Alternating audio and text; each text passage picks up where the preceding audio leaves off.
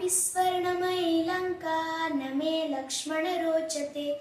जननी जन्मभूमिश्च स्वर्गादपि गरीयसी। संसारकटुवृक्षस्य द्वे फले अमृतोपमे सुभाषितरसास्वादः सङ्गतिः सुजनैः सह।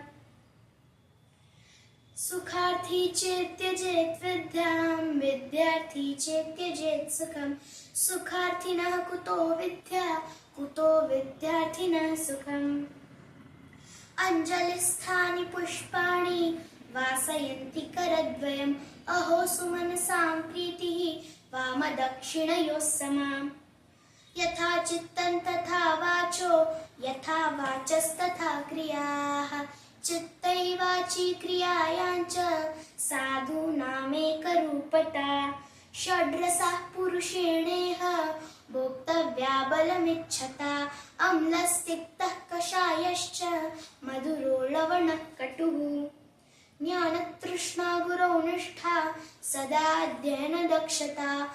एकाग्रता महत्त्वेच्छा विद्यार्थी गुणपञ्चकम्। काकदृष्टिर्बकध्यानन् श्वानन्निद्रा तथैव च। अल्पाहारी गृहत्यागी पञ्चविद्यार्थिनां गुणः। पादौ हस्तौ जानुनीत्वे वक्षश्चाथ ललाटकम्।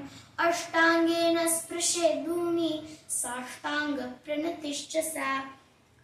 अन्यायोपार्जितं द्रव्यं 10 वर्षाणि तिष्ठति। प्राप्ते चैकादशे वर्षे समूलं तद्विनश्यति।